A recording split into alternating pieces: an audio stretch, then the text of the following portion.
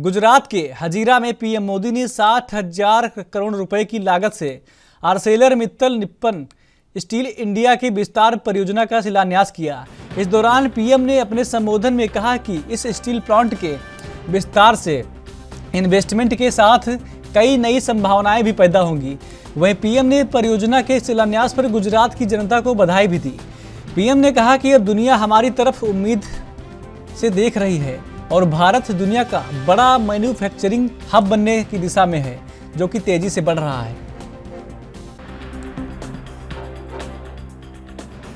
को Arcelor Mittal Nippon steel India के Hazira plant का विस्तार होने पर बहुत बहुत बधाई। इस स्टील प्लांट के माध्यम से सिर्फ इन्वेस्टमेंट ही नहीं हो रहा है, बल्कि भविष्य के लिए नई संभावनाओं के अनेक द्वार भी खुल रहे हैं। 60,000 करोड़ से ज्यादा का निवेश गुजरात और देश के युवाओं के लिए रोजगार के अनेक अवसर बनाएगा। इस एक्सपांशन के बाद हजीरा स्टील प्लांट में क्रूड स्टील के उत्पादन की क्षमता 9 मिलियन टन से बढ़कर 15 मिलियन टन हो जाएगी। ये लक्ष्मी मित्तल जी को, भाई आदित्य को और उनकी पूरी टीम को बहुत बहुत बधाई देता हूं।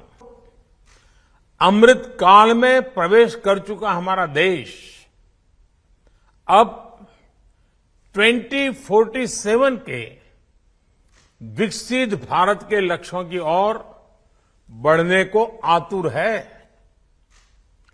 देश की इस विकास यात्रा में स्टील इंडस्ट्री की भूमिका और सशक्त होने वाली है, क्योंकि जब देश में स्टील सेक्टर मजबूत होता है तो इंफ्रास्ट्रक्चर सेक्टर मजबूत होता है।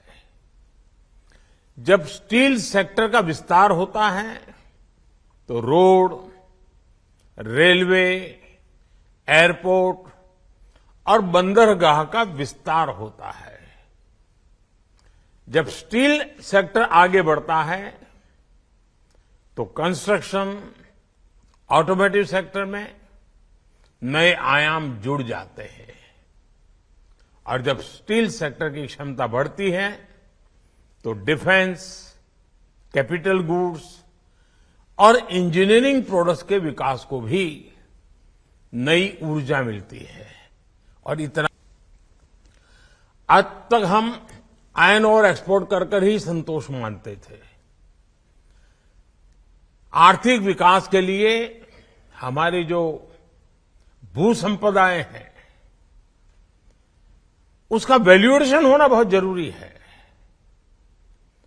और इस प्रकार के स्टील प्लांट के विस्तार के कारण हमारे आयरन ओर का सही इस्तेमाल हमारे देश में होगा।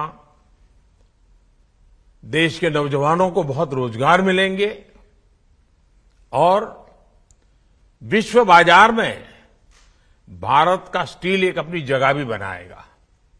और मुझे बताया गया है कि ये सिर्फ प्लांट के विस्तार की ही बात नहीं है, बल्कि इसके साथ भारत में पूरी नई टेक्नोलॉजी भी आ रही है।